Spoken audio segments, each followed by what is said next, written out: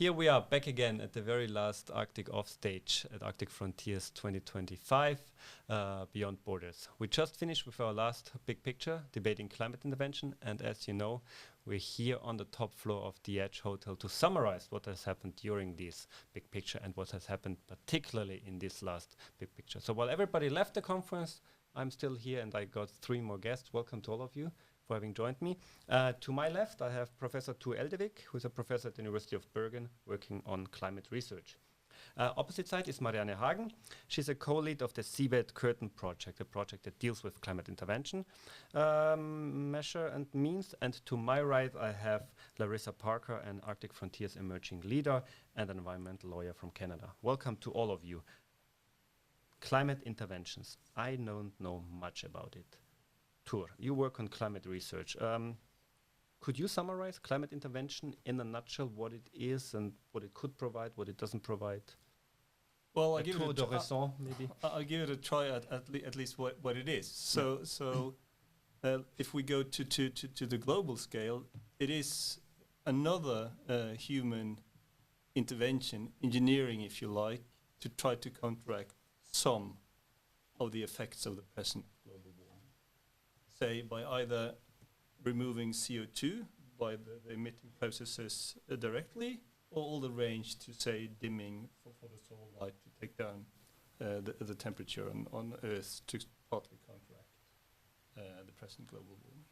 And it becomes more and more a topic globally. We heard in this session, The Economist, for example, just had a big headline that this is a next big thing maybe when it comes. It's been the next big thing, I think, up and down over several decades. You can even go back to the 50s and 60s, although a little bit more regionally, but ideas of trying to fix things, at least on large regional scales, has been suggested. All right. But it seems now it's really coming again. And it's been on, both, as you say, in The Economist, but also if you go to science meetings, it's quite a big thing now.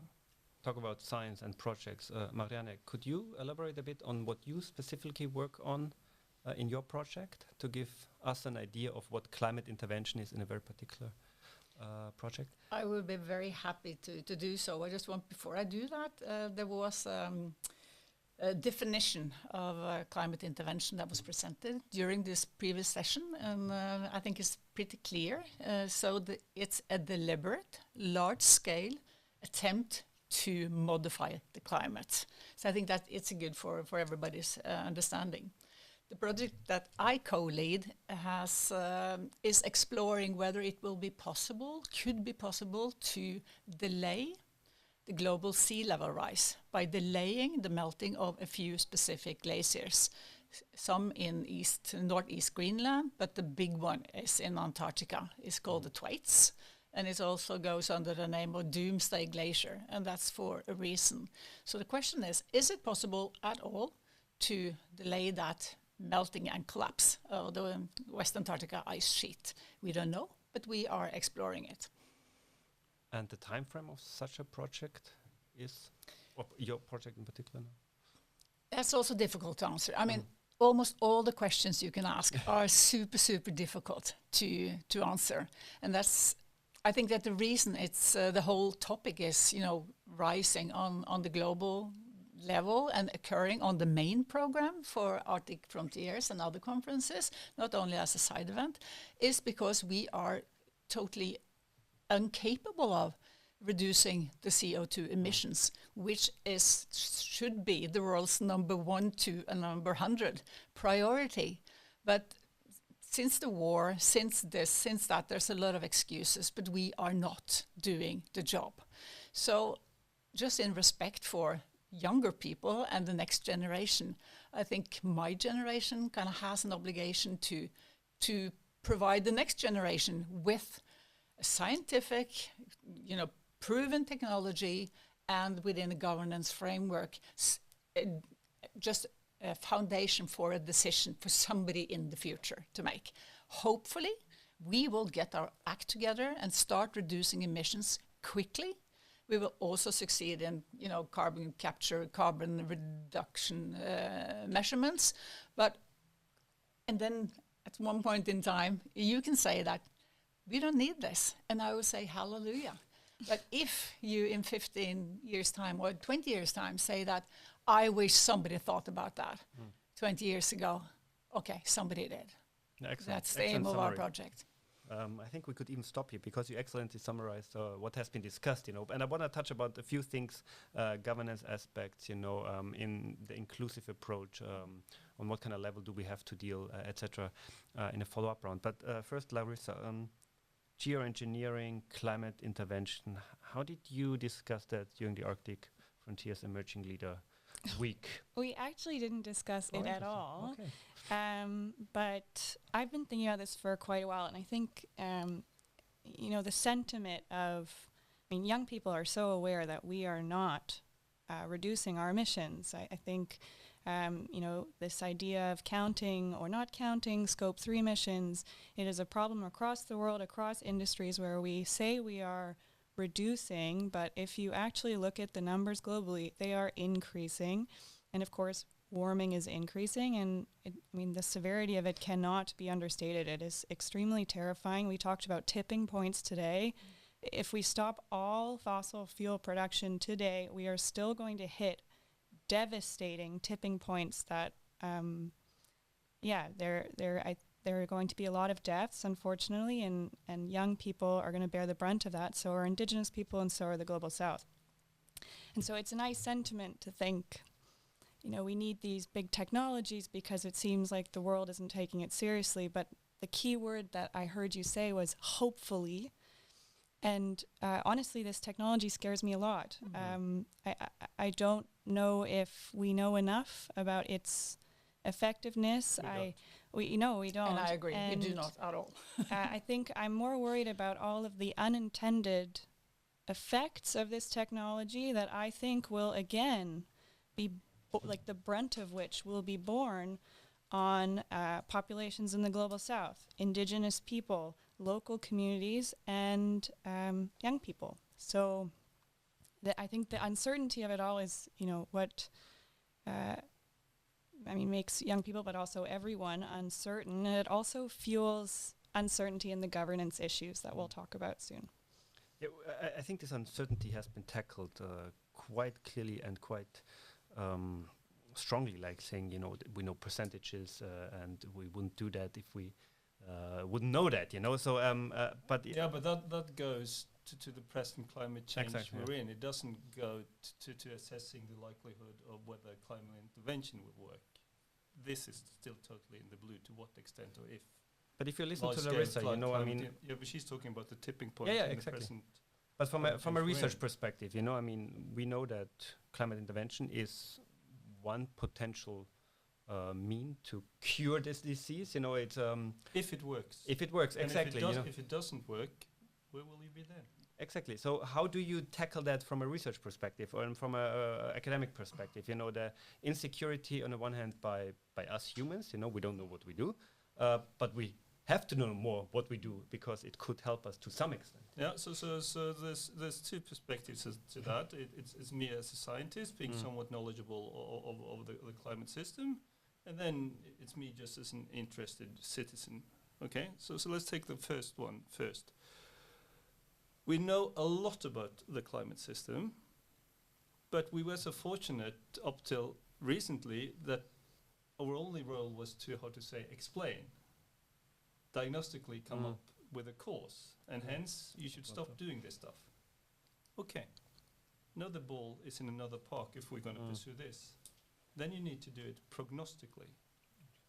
In advance, you have to tell, and I don't know with what precision, but it better be very precise, because if it fails, or is even just perceived to fail, or your prognosis failed, where are we then?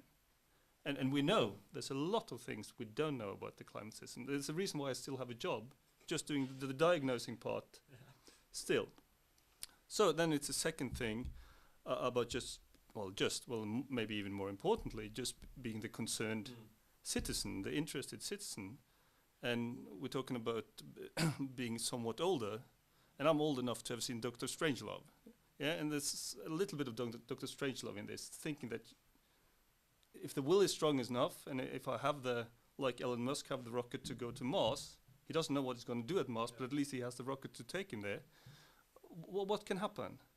And to me, there's somewhat of a logical fallacy in this, that, okay, we know the obvious alternative, and we're not entering into it. As you said, it's number 1 to 100. But somebody has suggested another alternative. Okay, so if we're not doing that, then we have to go into this alternative. And this is not obvious to me. And I can expand on this later, on the uncertainties and so on. I'm not very comfortable with the uncertainties and risk involved. Okay, interesting. Marianne, you wanted? Building on both your question and your reply to it, I think it's super duper important how we talk about it. Climate intervention is the last option. It's an act of desperation. It's the last resort. It's something that nobody wants to need or to have to use. So I try, it's difficult, but I try not to call it solution, because it's not a solution. It is, you can say buying time, that's at best, or you can call it a band-aid, that's at best. But if we are not successful in dramatically reducing emissions, all of this is pointless. And then we have completely different challenges with the tipping points, as you said. So it is at best a measure that the next generation can choose to use if the emissions have come dramatically down, we are handling the overshoot, we have succeeded in technologies that will remove carbon, then maybe the solution, not the solution, it's just such a habit to call it the solution, the idea that I'm working with, maybe that can ensure or increase the likelihood that we have ice when we get to the other point where we have reduced the CO2 emissions and the CO2 in the atmosphere. Maybe we still have the ice. And that will be impactful. That will be important. Right. But let me follow up on that before I come back to you, Larissa. If you call it the last option, but I wouldn't say a majority, but more and more believe that it could be a first solution, and we live in a very tech-positive world, at the moment, where technology is often framed as being the solution, How do we reach the right people and make clear that it is an option, maybe the last option, but definitely not the first solution? How do we do that as a science? If we agree here in this room at this conference, okay, it's only the last option, but how do we actually reach out, and do more the Well, I can try to say two things. One is somewhat of an answer, and the other is a non-answer. But the first thing, I think it seemed very sensible, what somebody just said in the panel discussion, and I apologize, I don't remember whether it was actually in use now, or just suggested that the EU should have a moratorium to be revisited every 5th year. This seems like a sound thing to have in place if development and research and whatever business ideas goes on. But then secondly, to the non-answer, and this goes back to my worry as an ordinary citizen. As I said, more and more research is being done, initiatives on tech solutions, but you see more and more of this ad hoc, or even you could say somewhat exploratory startups coming because they see a business opportunity in this, and that if you get enough of that will be a driver in itself, and their insights in what they're going to fix may not be the greatest, but they see a business opportunity. That ad hoc comment, that brings me to Larissa. You're a lawyer, environmental lawyer, and the session, the panelists also tackled on the lack of legal regulations in a way, both on a domestic to some extent, but also on the international level. Can you summarize the debate a bit? What is lacking, what is there, what is not there, apparently, and what's needed maybe, on which kind of governance level? Yeah, so in general terms, although geoengineering work is going to happen on state level, because geoengineering naturally has global impacts that go beyond borders, we need international regulation of these products, these companies that are doing it. And while general international laws apply, so we have international laws on biodiversity, environment, human rights, while they apply, there is nothing really specific quite yet on geoengineering. And there have been thoughts that it could be under the Convention on Biological Diversity. I think it was in 2010 there was a moratorium on some geoengineering, but it didn't include carbon capture. It was temporary. And so there's been lots of discussion on the international law level that something similar could pass. We heard an idea for the EU, and you know, I think these are all really important. Right now, unfortunately, without that kind of structure, you have a lot of decisions being made. Companies are allowed to operate.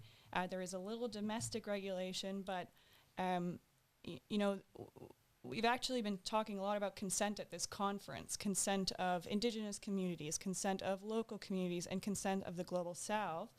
And here we have a brand new technology that, quote unquote, maybe can save us, and no way for these communities who have already not been a part of the conversation to participate in the conversation. And there really is a high potential for them to experience the brunt of the negative impacts that may or may not come from these technologies. And right now there is no way for them to speak up about that.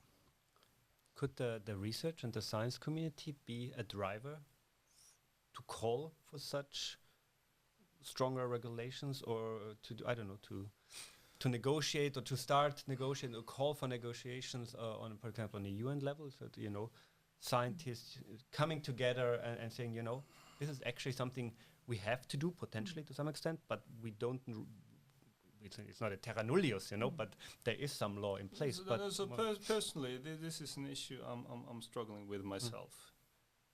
So up to now, as a scientist, I found myself pretty content and constrained in doing the science, and there's some advice more or less directly implied, but the consequence stuff takes place elsewhere in the political domain or whatever. But in certain scientific fields, in certain generations, things can come up where you actually need to make a stand. And I'm open that this might be it. Interesting. For my generation. All right. And I'm open to that. I will end up saying we should actually not go into it at all. All right. Okay.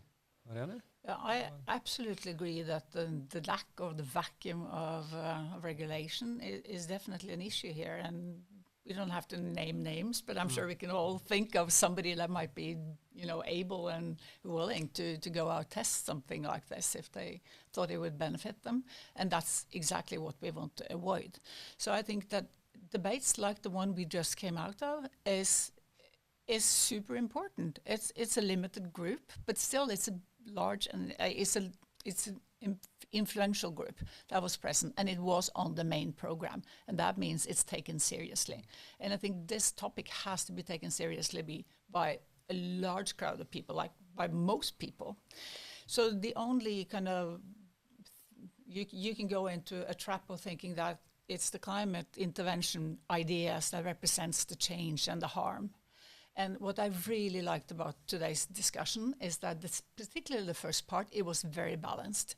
They were really discussing the fact that not doing climate interventions and not doing the necessary CO2 emission reductions, that is the big threat.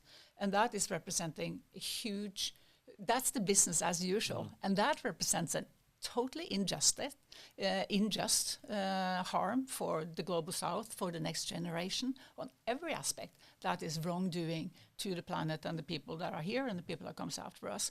So it's kind of two evils. And as soon, we debate it as climate intervention is the only evil, we're not having a constructive debate. So I think that accepting that the route we are on is evil, we have to do something about that. That's the first priority. And if we don't succeed, if we can't get our act together, then the other options, in my opinion, we should do research on them. We should find out which one of the ideas are just crap and crazy, and we should just scrap them and don't spend any resources on them, because resources are scarce.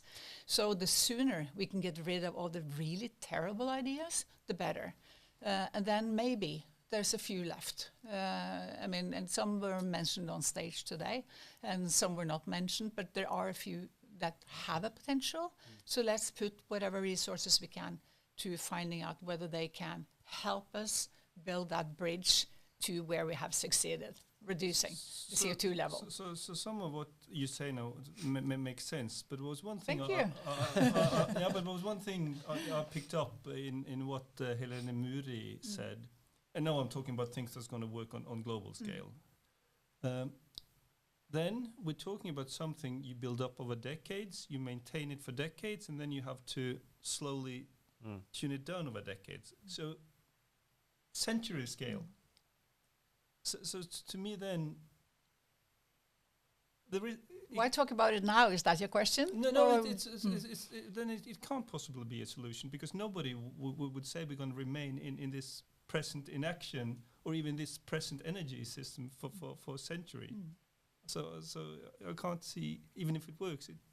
I sure hope you're right, but if you look at the new president of the US, he has ambitions, and the Norwegian government has ambitions to develop for more than 100 years. I'm just saying, for this thing to be rolled up and then work and then hopefully be tuned down again, this comes very late in the game.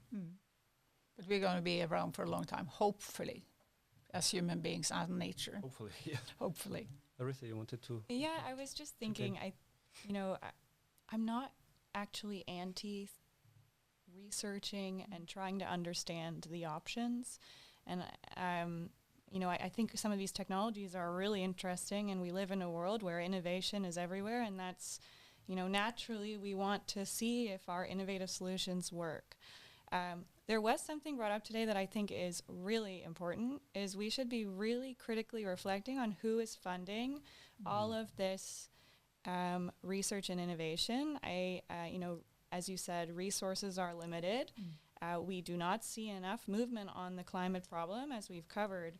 And so I think it's interesting that, we're going to see a burst of potential geoengineering technologies when, clearly the interest that is perhaps most, incentivized to fund this is the interest that is also polluting the planet at a rate, like 90% of our CO2 emissions in the air are fossil fuel industries.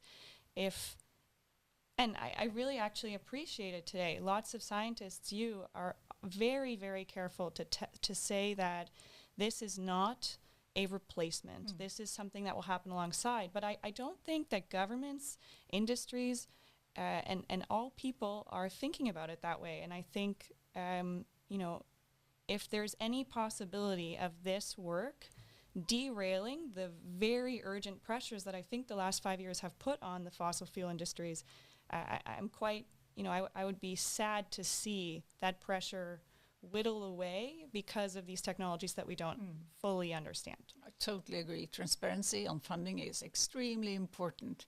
But I also see, I've only been in this space for say a year and a half. I spent all of my working career working for climate and emission reduction. So I kind of gave up and went to the dark side, if you want to put it that way, when the Ukraine war came. And I could see I worked on this from the government side, I worked on it from corporate companies side, I worked on it from all kinds of communication side. And so that's what I care about. And then when the Ukraine war came, the security issue came on top of the agenda. So we were allowed to not make any changes. So in just a blink of an eye, the agenda changed. And that was the moment when I understood that this is not going fast enough. I'm not going to be hurt. I have 15 more years to work. I'm not going to be hurt by this. I live in the most rich country in the world, the oil-producing country of Norway. So I will be fine. But kids, grandchildren, if I ever have anyone, and their generation will not be fine. And we are just not on the right path. So moving into this, what kind of Band-Aid can I help provide the description of or the recipe for? I will try to do that.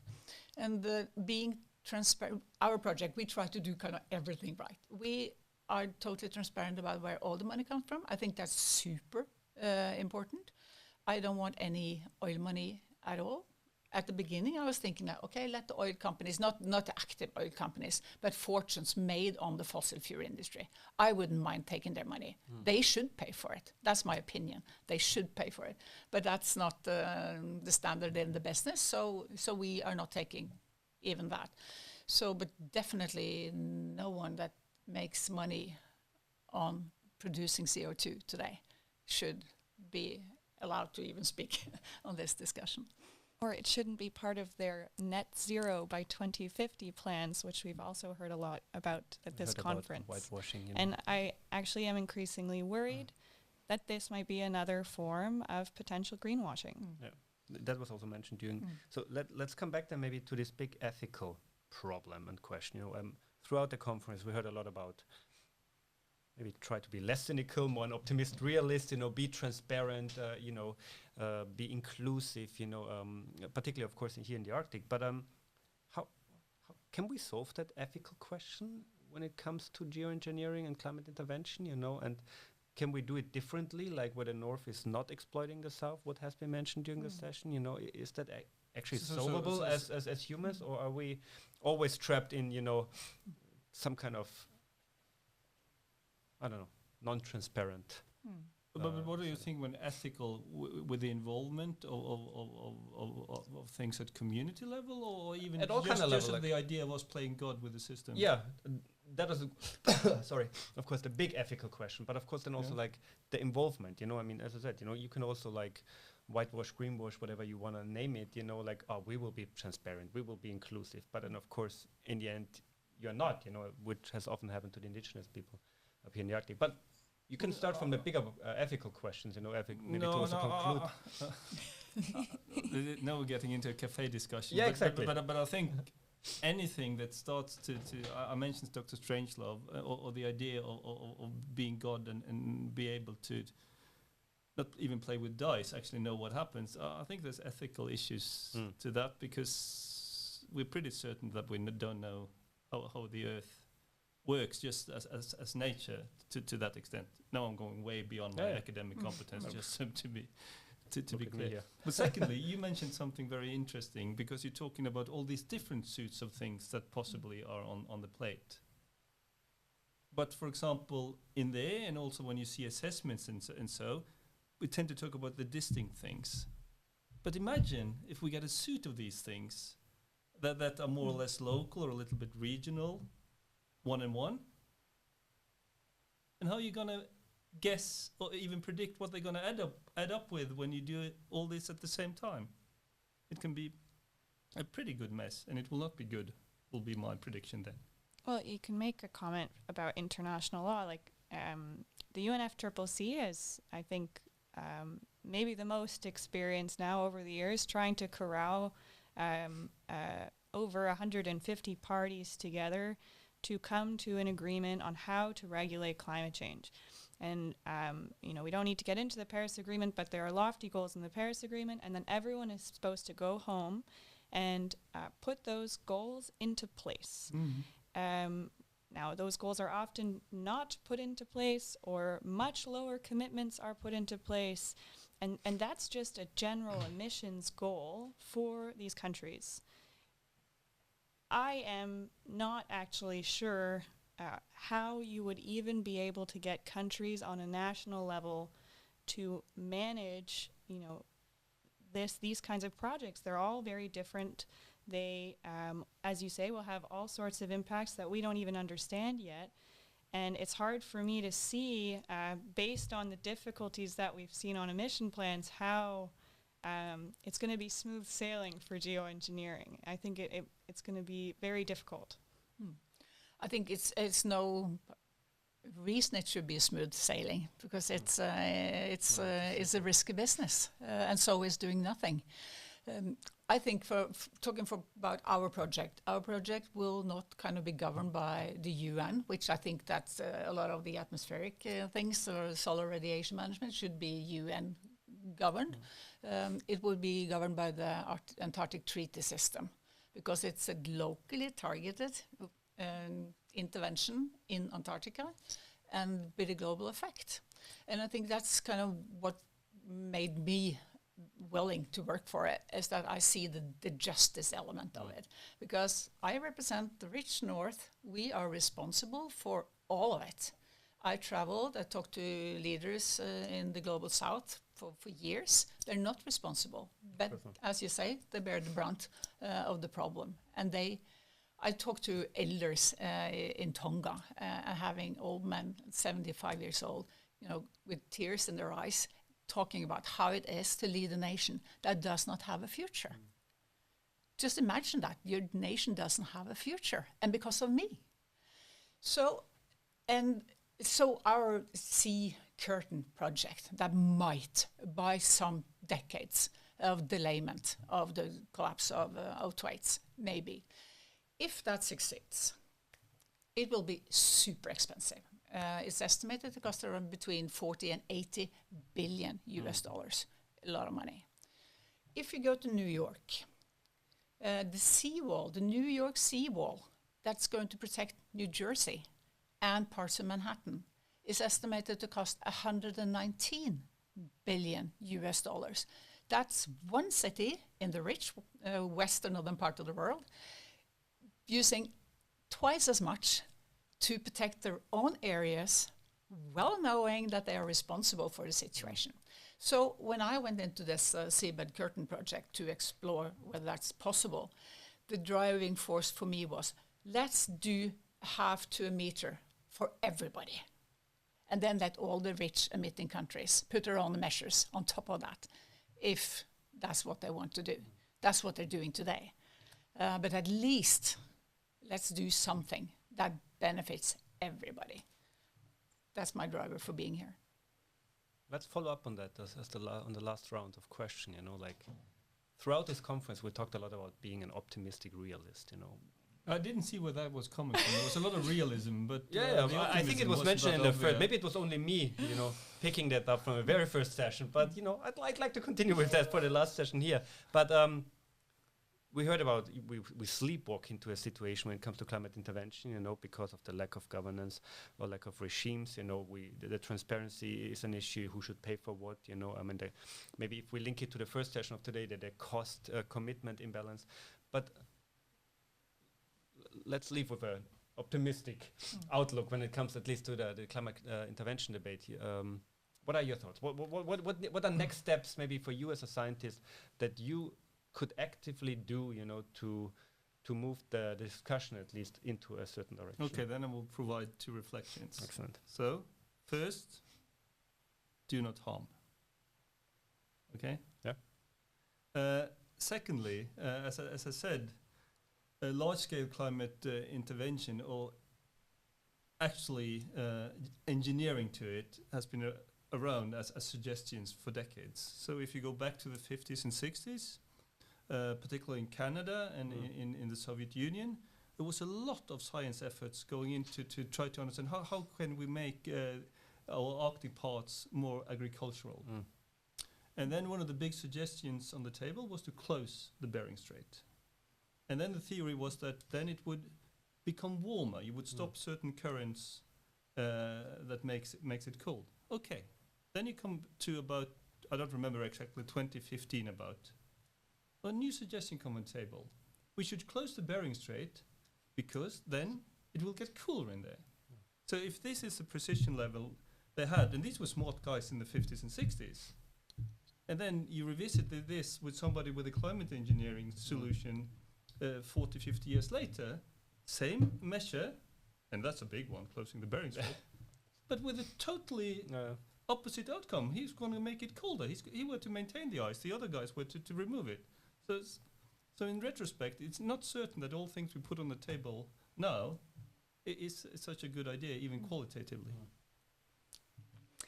What makes... You want to follow up on that? No, you. I want you to follow up on maybe what you have heard, but also on this. What makes me optimistic is that we have a fantastic generation of young people with ideas and knowledge and education and also a sense of urgency. And I'm thinking that if you take this super, super simple idea by Professor John Moore that says, can we just make the sill, the natural sill, a little bit higher to make sure that the warm water comes in a little bit, not as often.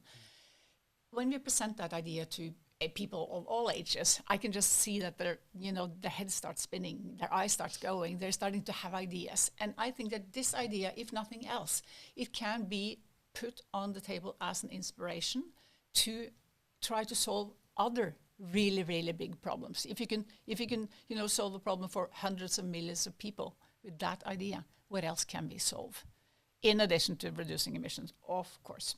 So, and then there's the question about how to navigate. There are super stupid ideas out there and crazy ideas, and there might be some good ones. There might be something that could actually work. So the network of universities in the Arctic, the U-Arctic, has actually done the job to assess all of those ideas that was also mentioned in the debate today. So they have assessed 61, I think it increased to 63 or something, ideas related to ice and the cryosphere. And it's just the desktop assessment in this first round, but it is, so they wanted to have the ambition to make a neutral tool for decision makers, for philanthropists, for funding, for skeptics, for everybody to go in and see on what level, and according to a lot of criteria. Do no harm is the most important criteria, but also a lot of other scalability, cost, benefit to people, etc., or harm to people. All of those criteria are in there. So that is really a place to follow. So I think it's called Cool Earth. Okay.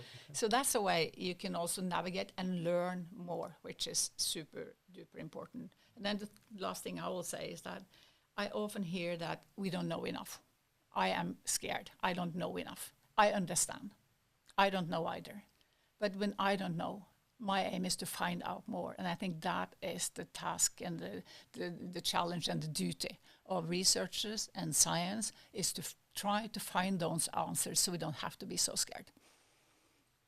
Larissa, last word to you. Like, how can we better involve, you don't have to speak for all young people or young emerging leaders, but how can we involve everyone in that?